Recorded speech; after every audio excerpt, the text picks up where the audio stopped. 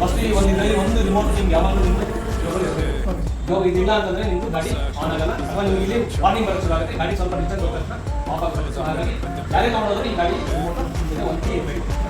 ಆಮೇಲೆ ಈ ಕೀನ ಮುಂದೆಗಡೆ ಗ್ಲೋ ಬಾಕ್ಸಲ್ಲಿ ಹಾಕಿದ್ರೆ ಸ್ಟಾರ್ಟ್ ಆಗುತ್ತೆ, ಗಾಡಿ ವರ್ಕ್ ಮಾಡ್ಬೋದು. ಡಿಕ್ಕಿಗೆ ಏನಾದರೂ ಗಾಡಿಗೆ ಕೀ ಹಾಕಿದ್ರೆ ಸ್ಟಾರ್ಟ್ ಆಗಲ್ಲ ಗಾಡಿ. ಸೊ ಗಾಡಿಗೆ ಯಾವುದು ಡಿಕ್ಕಿಲಿ ಮಾತ್ರ ಕೀ ಇಡಬೇಡಿ, ಬೇಕಾದ್ರೆ ಮುಂದೆಗಡೆ ಬಾಕ್ಸಲ್ಲಿ ಹಾಕಿ ಆ ಬಾಕ್ಸ್ ಮಾತ್ರ ಹಾಕಬೇಡಿ. ನಾನು ಮೊನ್ನೆ ಮಾಡಿದ್ದೀನಿ ಎಕ್ಸ್ಪೆರಿಮೆಂಟು, ಹೇಳಿದ್ದು. ಬೇಕಾದ್ರೆ ಈ ಬಾಕ್ಸಲ್ಲಿ ಹಾಕಿದ್ರೆ ಗಾಡಿ ಸ್ಟಾರ್ಟ್ ಆಗುತ್ತೆ. ಎಸ್, ಇದರಲ್ಲಿ ನಿಮಗೆ ಒಂದು ಪ್ರೆಸ್ ಮಾಡಿದ್ರೆ ಕೀ ಸೈಡ್ ಹತ್ರ ಇದ್ದಾಗ ಆನ್ ಆಗಲ್ಲ. ಆನ್ ಆದಾಗ ನಿಮಗೆ ಅದು ಕಂಪ್ಲೀಟ್ ಸಿಸ್ಟಮ್ ಆನ್ ಆಗುತ್ತೆ. ಗಾಡಿ ಇದರಲ್ಲಿ ಈಗ ಗಾಡಿ ಸ್ಟಾರ್ಟ್ ಆಗಲ್ಲ. ಗಾಡಿ ಸ್ಟಾರ್ಟ್ ಯಾಕಾಗಲ್ಲ ಅಂತಂದರೆ ನಿಮಗೆ ಸೈಡ್ ಸೈಡ್ ಬಂದಿದೆ ಅಂತ ಹೇಳಿದ್ರೆ ನಿಮಗೆ ಇಲ್ಲಿ ಮೆಸೇಜ್ ಬರುತ್ತೆ. ಆ ಮೆಸೇಜ್ ನಿಮಗೆ ಸೈಡ್ ಸೈಡ್ ತೆಗೆಯೋವರೆಗೂ ನಿಮ್ಮ ಗಾಡಿ ಮೂವ್ ಆಗಲ್ಲ. ಸೈಡ್ ಸೈಡ್ ತೆಗೆದುಬಿಟ್ಟು ಅದರಾಗ ಆಫ್ ಆಗುತ್ತೆ. ಬ್ರೇಕ್ ಇಟ್ಕೊಳ್ಳಿ, ನೀನೊಂದು ಚೂರು ಪ್ರೆಸ್ ಮಾಡ್ಕೊಳ್ಳಿ. ಇದು 0 ಬಂತು ಅಂದರೆ ನಿಮಗೆ ಗಾಡಿ ಮುಂದೆ ಹೋಗೋಕ್ಕೆ ರೆಡಿ ಇದೆ.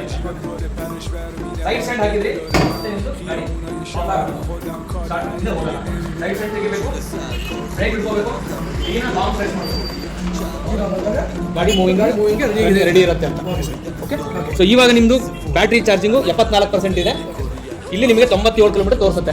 ಇದು ರೇಂಜ್ ಹೆಂಗೆ ಲೆಕ್ಕ ಆಗುತ್ತೆ ಅಂತಂದರೆ ನೀವು ಹೆಂಗೆ ಗಾಡಿ ಓಡಿಸ್ತೀರಾ ಅದಕ್ಕೆ ಅಪ್ಲೈ ಮಾಡ್ತೀರಾ. ಸೊ ಆ ಬೇಸಿಸ್ ಮೇಲೆ ನೀವು ರೇಂಜನ್ನ ಡಿಸೈಡ್ ಮಾಡೋದು, ಬ್ಯಾಟ್ರಿ ಚಾರ್ಜ್ ಮೇಲೆ ಅಲ್ಲ. ಫುಲ್ ನಿಮಗೆ ಚಾರ್ಜ್ ಆಗೋಕ್ಕೆ ಅಂದರೆ 0 ಬಿಡಕ್ಕೆ ಹೋಗಬೇಡಿ. ಮಿನಿಮಮ್ 20% ಬಂದ ತಕ್ಷಣ ನೀವು ಚಾರ್ಜ್ಗೆ ಹಾಕೋಬೇಕು. 0ದಿಂದ 100% 80% ಆಗೋಕ್ಕೆ 3 ಅವರ್ ಟೈಮ್ ತೊಗೊಳುತ್ತೆ. ಹಿಂದೆ 20% ಆಗೋಕ್ಕೆ ಹಾಫ್ ಅನ್ ಅವರ್ ಅಂದರೆ 3 ರಿಂದ 3.5 ಅವರಲ್ಲಿ ನಿಮ್ಮದು ಬ್ಯಾಟ್ರಿ 0ದಿಂದ 100% ಚಾರ್ಜ್ ಆಗುತ್ತೆ. ಬಟ್ ನೀವು 0ವರೆಗೆ ಇಡಕ್ಕೆ ಹೋಗಬೇಡಿ. ಯಾವಾಗಲೂ ಒಂದು 20-25% ಬಂದ ತಕ್ಷಣ ಚಾರ್ಜ್ ಹಾಕಿ 30 ಬಂದರೆ ಚಾರ್ಜಿಂಗ್ ಹಾಕಬೇಕು. ಯಾಕಂದ್ರೆ ನಿಮಗೆ ರೇಂಜ್ ಆವಾಗ ಕರೆಕ್ಟಾಗಿ ಸಿಗುತ್ತೆ. ಸೊ ಇದು ಬ್ಯಾಟ್ರಿ ಬಗ್ಗೆ ಆಯಿತು. ಇಲ್ಲಿ ನಿಮಗೆ ಟಚ್ ಸ್ಕ್ರೀನಲ್ಲಿ ನೋಡಿ 4 ಈ ಕೀನ ಇದರಿಂದ ನೀವು ಆಪರೇಟ್ ಮಾಡ್ಬೋದು, ಬ್ಯಾಕ್ ಬರುತ್ತೆ. ಓಕೆ, ನೆಕ್ಸ್ಟ್ ಇಲ್ಲಿ ನಿಮಗೆ ಗಾಡಿಯಲ್ಲಿರೋ ಬೇರೆ ಬೇರೆ ಡೀಟೇಲ್ಸ್ ತೋರಿಸುತ್ತೆ. ಗಾಡಿ ಬಗ್ಗೆ ಇನ್ಫಾರ್ಮೇಷನು, ಆಮೇಲೆ ನೀವು ಡಿಸ್ಪ್ಲೇ ಗಾಡಿ ಬಗ್ಗೆ ಇನ್ಫಾರ್ಮೇಷನ್ ನೀವು ಓಪನ್ ಮಾಡಿದ್ರೆ ನಿಮಗೆ ಸರ್ವಿಸ್ ನೆಕ್ಸ್ಟ್ ಸರ್ವಿಸ್ ಇಲ್ಲಿ ಎಷ್ಟು ಟೈಮಿಂಗ್ ಇದೆ ಅದು ತೋರಿಸುತ್ತೆ ಇಲ್ಲಿ. ಆಮೇಲೆ ಗಾಡಿ ನೀವು ಏನಾದ್ರು ಟ್ರಿಪ್ ಓಡಿಸಿದ್ರೆ ಅದ್ರ ಬಗ್ಗೆ ತೋರಿಸುತ್ತೆ. ಗಾಡಿ ಬಗ್ಗೆ ಡೀಟೇಲ್ಸು ಎಲ್ಲ ಇನ್ಫಾರ್ಮೇಷನ್ ಇದರಲ್ಲಿರುತ್ತೆ.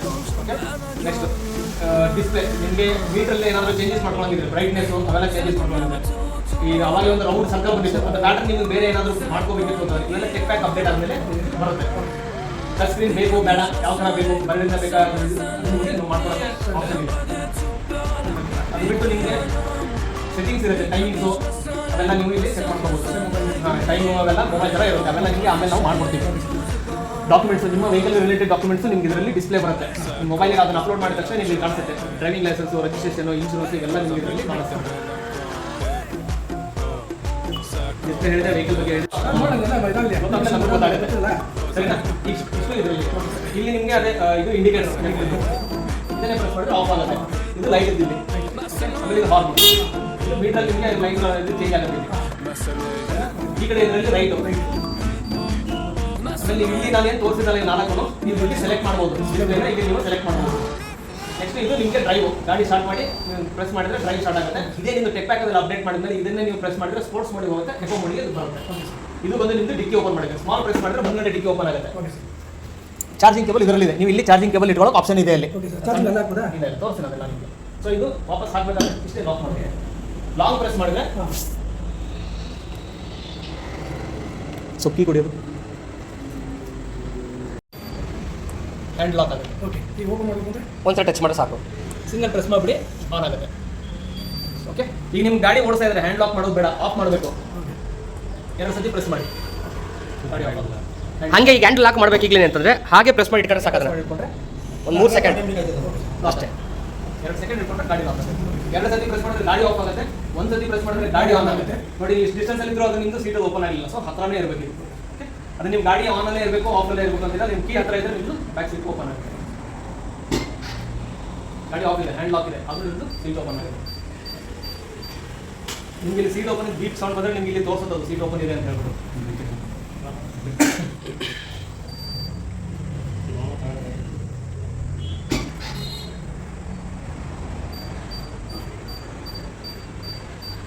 ಆಮೇಲೆ ನೀವು ಪೂರ್ತಿ ತುದಿಯಲ್ಲಿ ಕೂತ್ಕೊಂಡ್ಬಿಟ್ರೆ ಇಲ್ಲಿ ಸೀಟ್ ಓಪನ್ ಅಂತ ಹೇಳ್ಬಿಟ್ಟು ಸೆನ್ಸರ್ ಮೇಲೆ ಬಂದ್ಬಿಡುತ್ತೆ. ಅವಾಗ ಸೀಟ್ ಓಪನ್ ಮಾಡ್ತಾರೆ ಕರೆಕ್ಟಾಗಿ ಸೆಂಟ್ರಲ್ಲೇ ನಿಮ್ಮ ಮುಂದೆ ಕೂತ್ಕೊಂಡ್ಬಿಟ್ರೆ ಇದು ಸೆಂಟ್ರಲ್ಲಿ ಸ್ವಲ್ಪ ಬಿಡುತ್ತದೆ ನಿಮ್ಮ ವೇಟಿಗೆ ಅವಾಗ ಇಲ್ಲಿ ಟ್ರಿಪಲ್ ಸೀಟ್ ಹಾಕಿ ಕೂತ್ಕೊಳ್ಳುತ್ತೆ ಟ್ರಿಪಲ್ ಸೀಟ್ ಹಾಕಿದ್ರೆ ಸೆನ್ಸರ್ ಬಗ್ಗೆ ಓಪನ್ ಆಗಿರುತ್ತೆ ಅದೇ ನಿಮಗೆ ಸೀಟ್ ಓಪನ್ ಬ್ರೇಕನ್ನು ಮುಂದೆ ಕೂತ್ಕೋತೀವಿ ಸ್ವಲ್ಪ ಸೊ ನಿಮಗೆ ತೋರಿಸುತ್ತೆ ಹಿಂಗೆ ಜಾಕೊಂಡ್ರೆ ಮತ್ತೆ ಸೆನ್ಸರ್ ಲಾಕ್ ಆಗೋ ಅದಕ್ಕೆ ನಿಮ್ಗೆ ಕರೆಕ್ಟಾಗಿ ಕೂತ್ಕೋಬೇಕು ಅಂತ ಈ ಜಾಗದಲ್ಲಿ ಮಾರ್ಕ್ ಕೊಟ್ಟಿರೋದು. ಎರಡು ಆನ್ ಬರಲ್ಲ, ಒಂದೇ ಆನ್ ಆಗೋದು. ಹೈ ಬೀಮ್ ಅಥವಾ ಲೋ ಬೀಮ್ ಅಷ್ಟೇ ಆನ್ ಆಗೋದು, ಎರಡು ಒಟ್ಟಿಗೆ ಬರೋದೇ ಇಲ್ಲ. ಟೂ ವೀಲರ್ ಅಂತೂ ಯಾವ ಗಾಡಿಗೂ ಬರಲ್ಲ. ಎಲ್ಲ ಗಾಡಿಗೂ ಲೋ ಬೀಮ್ ಹೈ ಬೀಮ್ ಒಂದೇ ಯೂಸ್ ಮಾಡ್ಬೋದು, ಎರಡು ಮಾಡೋಕೆ ಆಗೋದೇ ಇಲ್ಲ.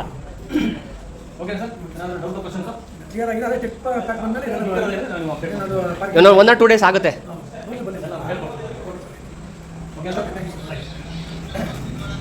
ಇಷ್ಟೊತ್ತಲ್ಲಿ ನಾನು ಎಕ್ಸ್ಪ್ಲೈನ್ ಮಾಡಿದ್ದು ಗಾಡಿಯ ಇಂಪಾರ್ಟೆಂಟ್ ಫೀಚರ್ಸ್ ಪ್ಲಸ್ ಲಕ್ಷ್ಮೀ ಮೋಟರ್ಸಲ್ಲಿ ಹೊಸ ಗಾಡಿ ಡೆಲಿವರಿ ಕೊಡಬೇಕಾದ್ರೆ ಏನು ಪ್ರೊಸೀಜರ್ನ ಫಾಲೋ ಮಾಡ್ತೀವಿ ಅದು ನಿಮ್ಮ ವೆಹಿಕಲ್ ಡೆಲಿವರಿ ಕೊಡಬೇಕಾದ್ರೂ ಕೂಡ ಮಾಡಿದ್ವಿ. ನಿಮಗೆ ಶೋರೂಮ್ ಜೊತೆ ಅನುಭವ ಹೇಗಿತ್ತು ಅನ್ನೋದನ್ನ ದಯವಿಟ್ಟು ಶೇರ್ ಮಾಡ್ಕೊಳ್ಳಿ. ಚೆನ್ನಾಗಿ ಎಕ್ಸ್ಪ್ಲೈನ್ ಮಾಡಿದ್ದೀರಾ. ಇನ್ನೂ ಏನನ್ಸುತ್ತೆ ಹೇಳಿ, ಖುಷಿ ಆಗುತ್ತೆ ಬಿಡಿ. ಸರ್ ಗಾಡಿ ನೀವು ಯಾವಾಗ ಬುಕ್ ಮಾಡಿದ್ರಿ, ಯಾವಾಗ ತೊಗೊಂಡಿದ್ದೀರಾ, ಯಾವ ಕಲರ್ ಚೂಸ್ ಮಾಡಿದ್ರಿ, ಫೈನಾನ್ಸ್ ಅಲ್ಲಿ ತೊಗೊಂಡ್ರಾ, ಲೋನ್ ಅಲ್ಲಿ ತೊಗೊಂಡಿದ್ದೀರಾ, ಕ್ಯಾಶ್ ಅಲ್ಲಿ ತೊಗೊಂಡ್ರಾ? ನಾನು ಬುಕ್ ಮಾಡಿ ಒಂದು 15 days ಆಗಿತ್ತು. ಲೋನಲ್ಲೇ ಲೋನ್ದೆಲ್ಲ ಪ್ರೊಸೀಜರು, EMI, ಡೌನ್ ಪೇಮೆಂಟು ಅವೆಲ್ಲ ನಿಮಗೆ ನೀಟಾಗಿ ಎಕ್ಸ್ಪ್ಲೇನ್ ಕ್ಲಿಯರ್ ಮಾಡಿದ್ದೀರಾ. ನೀವು ಶೋರೂಮ್ ಬಂದಾಗ ನಾವು ಅದಾಗಲಿ ನಮ್ಮ ಫೈನಾನ್ಸ್ ಏಜೆಂಟ್ ಆಗಲಿ ಬೇರೆ ಯಾರಾಗಲಿ ನಿಮಗೆ ನೀಟಾಗಿ ಕೂರಿಸಿ ಮಾತಾಡ್ಸಿದಾರ. ಖಂಡಿತ ಸರ್, ನಮ್ಮ ಸರ್ವಿಸು ನಿಮಗೆ ಇಷ್ಟ ಆಗಿದೆ. ಆಗಿದೆ ಸರ್. ನಿಮಗೆ ಬೇರೆ ಏನಾದರೂ ನಿಮ್ಮ ಸಜೆಷನ್ಸ್ ಅಥವಾ ಏನಾದರೂ ಇದೆಯಾ? ಏನಿಲ್ಲ ಸರ್, ನಾನೇನು ಸಜೆಷನ್ ಅಂತಂದರೆ ನಮ್ಮ ಯಾರೇ ಗಾಡಿ ತಗೋಬೇಕು ಅಂದರೆ ಲಕ್ಷ್ಮೀ ಸರ್ ಮುಕ್ತರಳಿ ಅಂತ ಹೇಳ್ತೀವಿ. Thank you sir, congratulation once again. ದಯವಿಟ್ಟು ಲಕ್ಷ್ಮೀ ಮೋಟರ್ಸ್ನ ನಿಮ್ಮ ಫ್ಯಾಮಿಲಿ ಮತ್ತು ಫ್ರೆಂಡ್ಸ್ಗಳಿಗೆ ರೆಕಮೆಂಡ್ ಸರ್ವಿಸು ಸರ್ವಿಸು 1000 ಕಿಲೋಮೀಟರ್ ಇರುತ್ತೆ. ಇದರಲ್ಲಿ ಯಾವುದೂ ಫ್ರೀ ಸರ್ವಿಸ್ ಬರಲ್ಲ. ಸರ್ವಿಸ್ ಬರಲ್ಲ, ನಾರ್ಮಲ್ ಚೆಕಪ್, ಫೈಲ್ ಅಪ್ಡೇಟ್ ಅವೆಲ್ಲ ಇರ್ತವೆ. ಅದು ಚಾರ್ಜಬಲ್ ಬೇಸಿಸ್ ಅಲ್ಲಿ ಇರುತ್ತೆ, ಫ್ರೀ ಸರ್ವಿಸ್ ಇರೋದಿಲ್ಲ ಇದಕ್ಕೆ. ನೆಕ್ಸ್ಟ್ ಎರಡನೇ ಸರ್ವಿಸ್ ಬಂದು ಪ್ಲಸ್ 4000 ಅಂದರೆ ಟೋಟಲ್ 5000 ಕಿಲೋಮೀಟರ್ಗೆ. ಆಮೇಲೆ ಪ್ರತಿ 5000 ಕಿಲೋಮೀಟರ್ ಸರ್ವಿಸ್ ಬಂದಾಗ ನಾವು ನೆಕ್ಸ್ಟ್ ಅದನ್ನು ಅಪ್ಡೇಟ್ ಮಾಡ್ಕೊಂಡು ಹೋಗ್ತೀವಿ. ಮೊದಲೇ ಸರ್ವಿಸ್ ಆದಾಗ 1000 ಕಿಲೋಮೀಟರ್ ಮಾಡ್ತೀವಿ. ಓಕೆ, ಆಲ್ ದಿ ಬೆಸ್ಟ್, ಒಳ್ಳೆಯದಾಗಲಿ.